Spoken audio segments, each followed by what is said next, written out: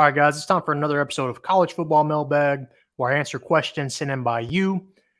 Basically, I do this about once a month, is what I'm trying to do now. I'll pick about 10 questions sent in by you, and I'll answer them. To have your question potentially featured on my next video, all you got to do, as you can see on your screen now, be a subscriber and then shoot me your question. You can email me at agyt, as in YouTube, at gmail.com. Go follow me and shoot me a DM on Twitter at AG on YouTube. Or when I make a community post asking for questions, just shoot a comment on that in the community. So all you got to do, again, be a subscriber and do one of those three things, and you could be featured on the next mailbag. As long as your question's fairly good, you're probably going to get a shot at being featured. So go ahead and do that right now if you want to be featured in the next mailbag. With that out of the way, let's go ahead and get into this. We've got a few questions today in regards to Georgia, Ohio State. We've got a few Pop-Tarts Bowl questions. We got some questions, so let's get into it here. Noah asks, is Georgia a first-round quarterback away from being unbeatable? So I will say I think Beck is going to be a first-round quarterback next year. He might not be right now, but I can see where you're going with this question as far as like if they had a Jaden Daniels right now, if they had a Caleb Williams, would this team be unstoppable? Well, to answer that, I'll go ahead and tell you this. They did have Justin Fields at one time. He transferred out of there to go to Ohio State. So keep that in mind. They have had what you're talking about, I think, before. But like I said, they do have a first-round quarterback right now in Beck, but he's not quite, I guess, what you're saying, like a generational talent. We're talking, Caleb Williams type of player. The answer might be yes. If they had one of those guys, whether it's, I don't even know who I can think of at the moment that would fit the bill. Caleb Williams, probably Jaden Daniels, maybe even Milroe at Alabama. If they had one of those guys, they might be pretty unstoppable because quarterback might be, I won't even say the weak link. It's just the way their offense is designed. It's not around him. So he's not having to do a lot. He'll play action and then throw a touchdown. It's pretty simple. And I think the answer is probably yes there. All right, next up we have from Clint. Was Ohio State a top 25 quarterback away from winning it this year? So pretty similar here. So this is following probably their bowl game yesterday. They looked pretty bad offensively. But I will say that wasn't all on the quarterback. The O-line looked pretty terrible as well, and they were down a few receivers. But I think Kyle McCord's borderline top 25. He's not top 25, but I bet he's probably top 30, top 40.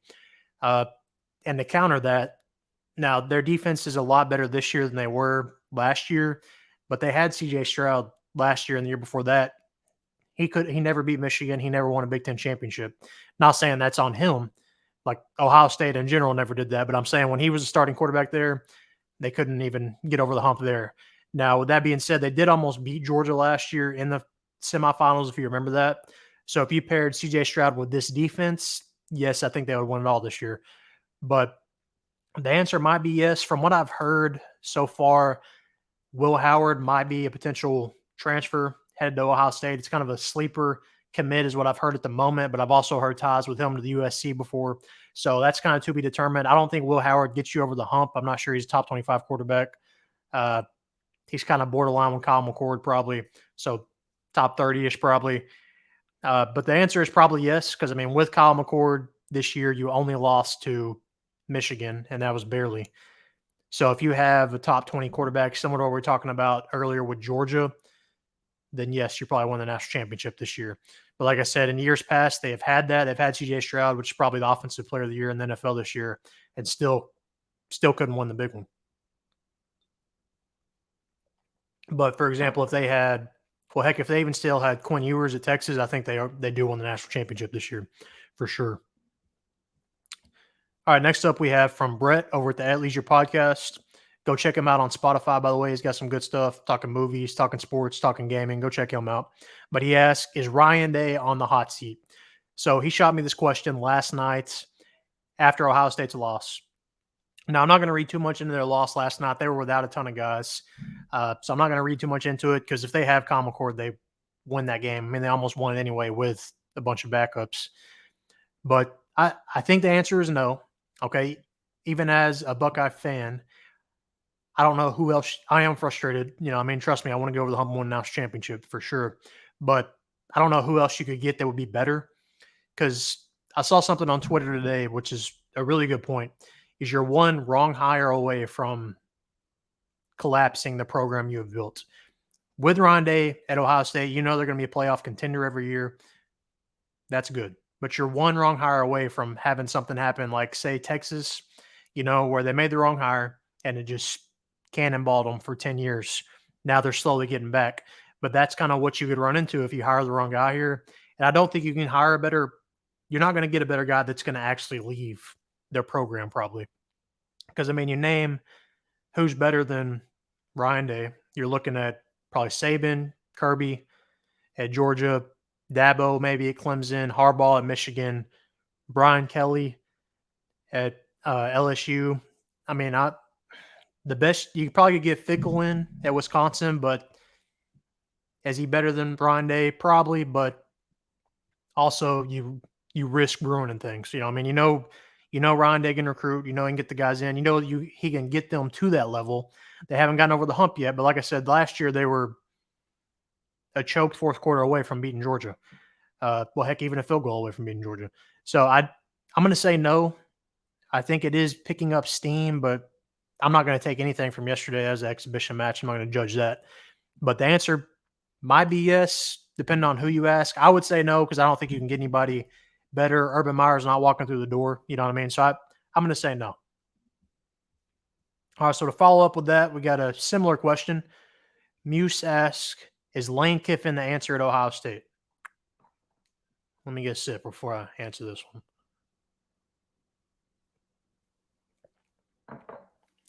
That's a good question, actually. That might be a gettable one that you could get that is actually a pretty good coach. Is he better than Ryan Day? That I don't know. He has proven he can hit the transfer portal hard and get guys in at Ole Miss. You would have better resources at Ohio State, better money. If you would have asked me before this year, I wouldn't even thought about this, Lane Kiffin as a possibility at Ohio State. I would have said no. He does have things trending up at Ole Miss. He can beat everybody but Georgia and Alabama, and that's probably not going to happen at Ole Miss consistently.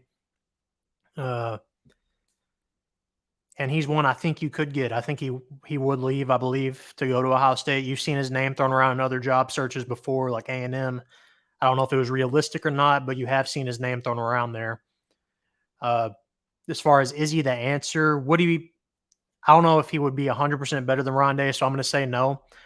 I'm still a Ryan Day believer. I am skeptical on him, but you run the risk of screwing it up, like I was saying earlier, and that is a good question, though. I'm going to say no. Ask me next year, though, if Ole Miss tears it up next year, if they make the playoff, maybe. Right now, I'm going to lean no, though, but he's the most realistic, gettable one that I think would possibly be an improvement. All right, Noel Fan asks, would you have put Florida State in the playoff?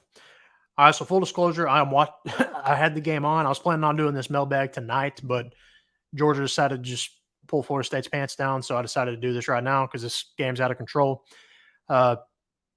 Two-part question here. Do they deserve to be in the playoff? Yes. If my team was undefeated, if Texas was undefeated and missed the playoff, I'd be pretty pissed. Would I have put them in? No. Whenever I made my projection the night before they released it, I thought they would be out. So I'll put it this way, okay? If Georgia would have beat Alabama, I think Florida State's in the playoff and Texas is left out. But whenever Bama beat Georgia, you had to put Bama in. And in order to put Bama in, you had to put Texas in because they had that head-to-head victory. So it actually came into play this year. And so that's how Florida State got left out. Again, if Georgia would have beat Alabama, I think Florida State's in. But you're going to see what's happening right now is what's going to be happening if that was to happen. If they were the 4 seed playing Georgia, that's what would happen. I think they deserve to be in, yeah, because they went undefeated. They won a power conference. They beat LSU. Now, Jordan Travis, obviously they're not the same team without him. I don't think they would have won a game in the playoff. They would have got killed probably, no matter who they played, whether it was Michigan, Washington, whoever, Georgia, whoever. But do they deserve to be in? Yes. Would I have put them in? No. All right, Todd asks, this makes me think of McShay. Mel Kiper and Todd McShay. Todd. He asked, is the Big Ten overrated? So I feel like this is probably judging off of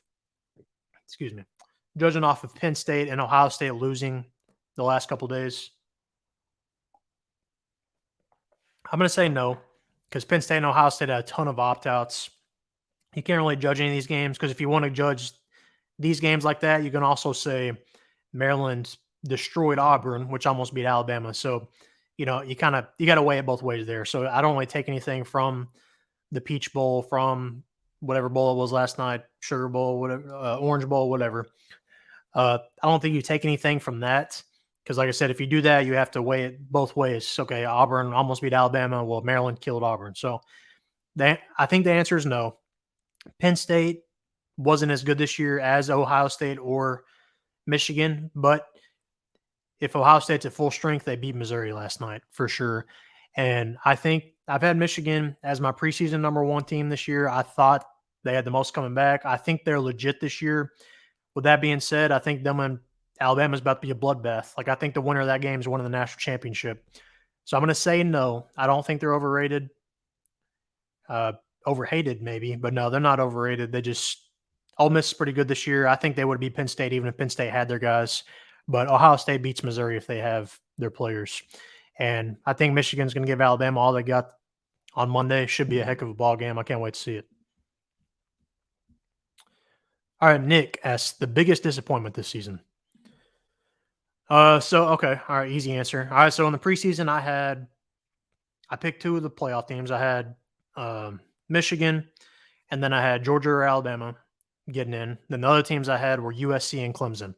So it's going to be one of those two teams, the biggest disappointment. I'm going to probably go USC because they had a worse season than Clemson. Clemson actually finished out okay. But USC definitely, I think I had them at number 2 in the preseason. I thought they'd be really good. Judging off of last year, they only couldn't beat Utah. They could beat everybody else. Had the best player coming back in Caleb Williams. Lincoln Riley's made the playoffs multiple times. So, yeah, it's got to be USC. What a letdown. I think Lincoln Riley will get things back on track. He inherited a pretty bad situation at USC. They have not been very good as of late. But, yeah, definitely USC, because coming in with Caleb Williams, I thought they had a shot to win it this year because I thought their offense was just going to be that explosive. But, yeah, pretty disappointing season for USC. We got a similar one here, I believe, from Pitts. He asked, which team was the biggest surprise this year? So, biggest surprise, I think you have to go with Missouri or Arizona, probably. I'm going to lean Missouri because Arizona did good, but I don't think they were as near as good as Missouri was. But, yeah, definitely Missouri. Top 10 team. Gave Georgia all they wanted when they played Georgia. Got to be Missouri. If you would have told me at the beginning of the year Missouri's going to be a top 10 team, I would have called you insane. But here we are, and they're really looking like next year probably a playoff contender. So, yeah, it's got to be Missouri. All right. We got 2 questions left, I believe. I think they're both Pop Tart Bowl related questions. All right. Chris asks, is there a better bowl mascot than the Pop Tart? All right. So, if you don't know what this is about, you've seen the Pop Tart Bowl mascot, been breaking Twitter basically. I don't think there is the moment. The only one I can compare is the Outback Bowl whenever we had that, because that was back when it was good. If this team wins, you get a free bloomin' onion. If this team wins, you get a free shrimp or whatever as appetizer. So I was a bloomin' onion fan, always rooting for the bloomin' onion mascot. That's the only thing I could compare. Other than that, though, yeah, heck yeah, Pop Tart has took the world by storm. I think that's the last question here. All right, Chris. Chris asked another Pop Tarts question. All right, what is the best Pop Tarts flavor? All right, so let's run this down real quick. All right, you got the basics, strawberry, blueberry. Those are good, but I'm going to knock those out. Hot fudge sundae, that's a good one. S'mores, that's a good one. I'm going to knock those out, though. I've got 2. All right, so brown sugar cinnamon, simple but good. And then chocolate fudge, really slept on. So definitely chocolate fudge or brown sugar cinnamon is going to be my answer there. And I think that is our last question, ladies and gentlemen. All right, that is our last question. Thank you for watching. All right, so like I said, if you want to be featured on our next mailbag, all you got to do is be a subscriber. So if you're not a subscriber, go ahead and subscribe for me.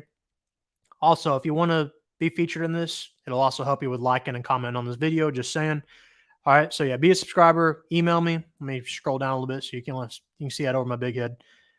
Shoot me an email at agyt@gmail.com. DM me on Twitter at ag on YouTube, or comment on in the community whenever I put a community post about the mailbag. I'll also be on the lookout for another mailbag coming next month. In the meantime, got a bunch of rankings I'm going to be doing as far as end of season, the biggest surprises, biggest disappointments. If you've missed it, I've been going over all the coaching hires as well as talking expansion candidates for different conferences. So go check that out on my page if you have not yet. Thank you for watching. Comment down below. Make sure to like this video and subscribe.